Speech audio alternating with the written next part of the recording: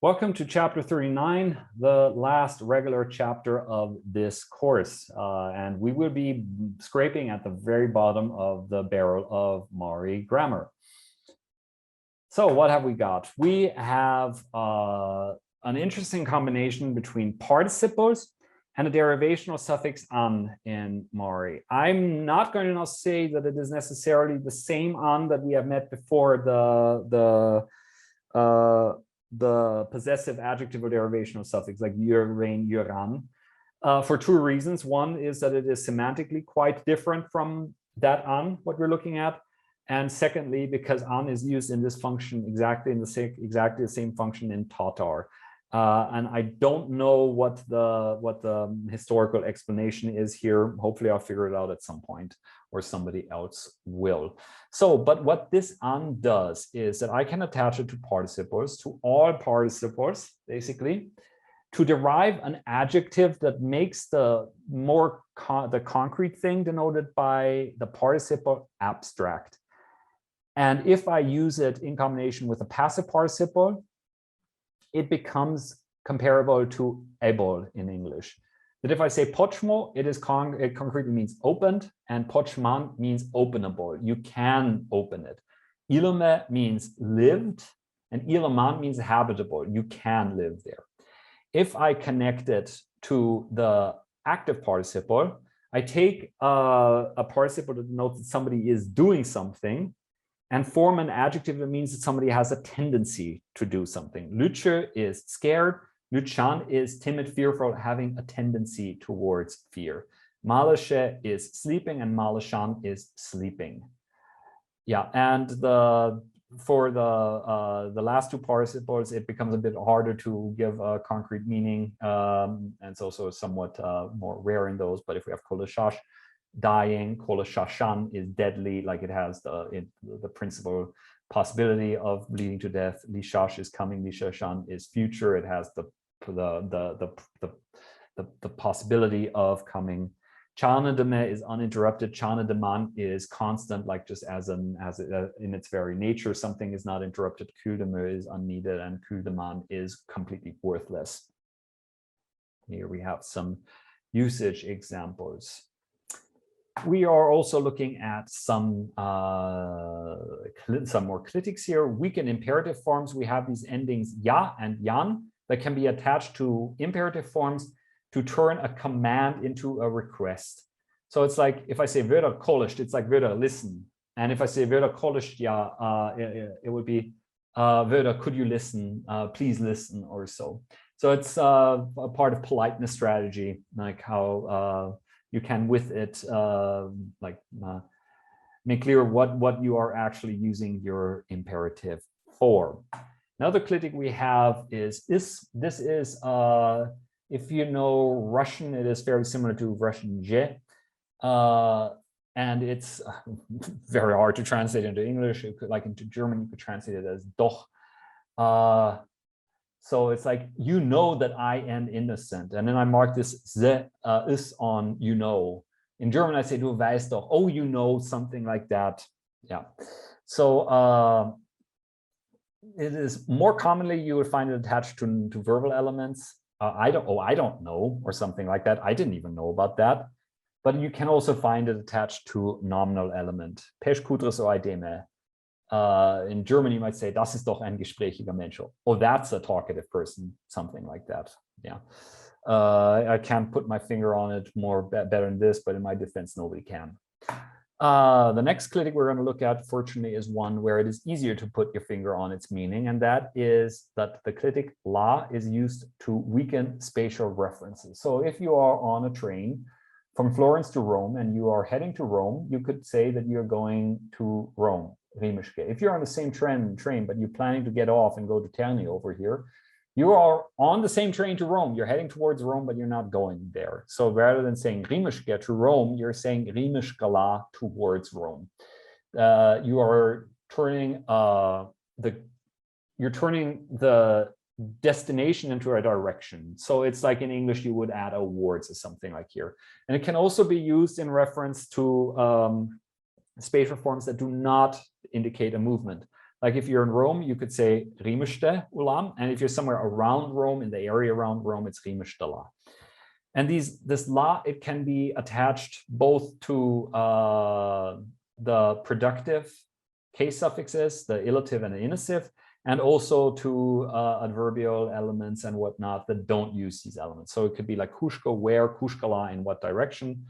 But you could also, or onchika forwards, onchikala, heading forwards, but you can also have yoshka olashke, to yoshka ola, yoshka olashkala, towards yoshka ola. Here you have some usage examples. Then we're also having a look at adverbs with the form and neck, palatable, it's palatable, very important, where we can roughly distinguish three categories, two of which are reasonably productive. The first is that we connect it to quantifiers to denote all of something, that you are including all of set. Like if we have two koket, we can have kogeniek both, all two. Kum 3, kumeniek all 3, etc. And this one you can go all the way up to 10 with it. Indesheniek, lueniek works all 10 or whatnot. You can also use it with tujem, 1000, tujemniek, all 1000. And you can also use it in combination with these words, tichmash, whole, full, complete, ora, heap, pal, tucha, group, pack, to form these adverbs, tichmashniek, oraniek, tuchaniek, which just mean wholly and completely.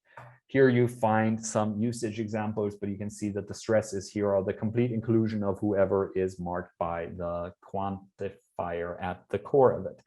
Then we have, again, reasonably productive, when still blah, blah, blah, you attach it to adjectival stems that can also originally be participles, no problem, to denote that you do something to something while it is still this or that. So ilische, living, alive, ilisheniek, when still alive. So you could say that, I don't know, like a snake, the snake ate its prey alive. Ujage, ujageniek, green, when still green. We picked the bananas when they were still green. So sveja, svejaniek, eat the curd pie when it's still fresh. Kuchimo, kuchimaniek, I ate the fish while it was still raw. Volgodo light, volgodeniek, when it is still light. I went home when it was still light. Shoksho hot, shokshaniek, when it is still hot. I ate my porridge when it was still hot. Here you have some usage examples. The third function we have here is not productive, but is used for two in combination with, like, is used in two extremely important forms. There is easy, small, easy niek, from childhood, since childhood, vese, young man, vese niek, from one's youth. We met a counterpart to this that was way more productive, which was sek. And even more productive than sek is the postposition gotsek, which could be used in combination with any noun. So niek in this function, don't use it on your own, but these two forms, easy niek, revesen niek, are very important. Word and word usage. We have the Mari folk calendar here, which has been going through a revitalization in recent years, where we have like as counterparts to the international names, like going back to the same stems like January, February, March, and whatnot, we have Mari names for all the months. Here you have the months, and here we give you the literal translations of these months.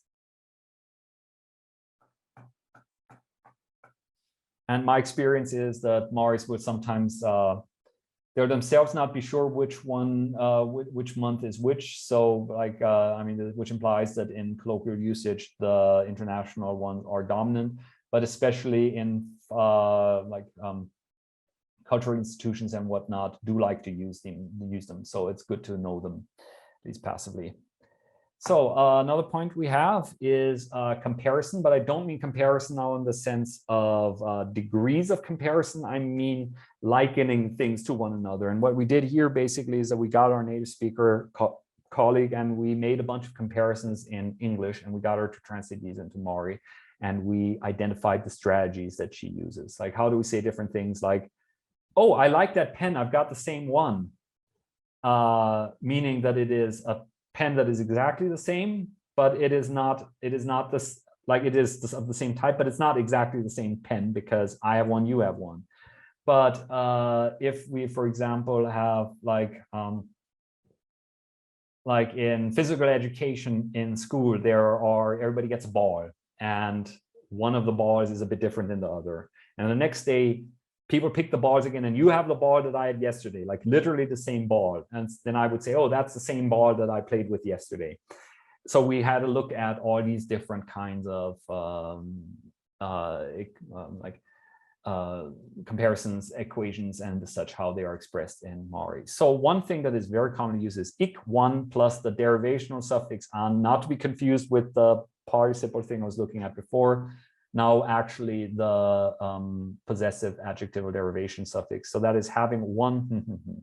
So it could be ik kujetan, having of the same length. They're the same color. Ik tusan, ik igotan, one agedly, being of the same age. Important in comparisons are the demonstrative stems, especially the t stem, the this.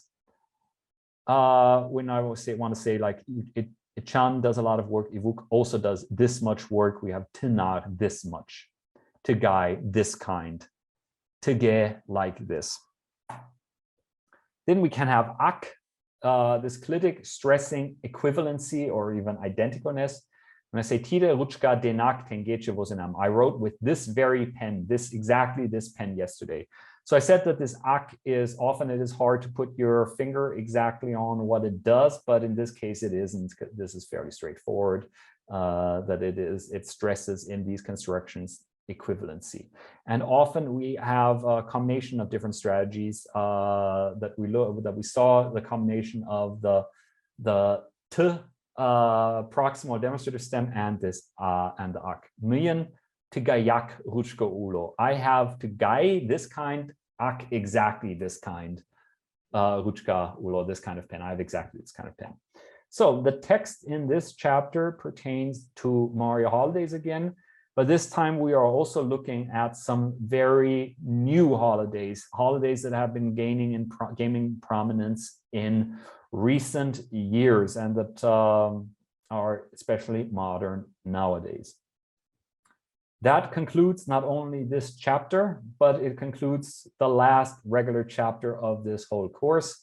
So I'll see you one more time in chapter 40, the Grand Paradigm Revision.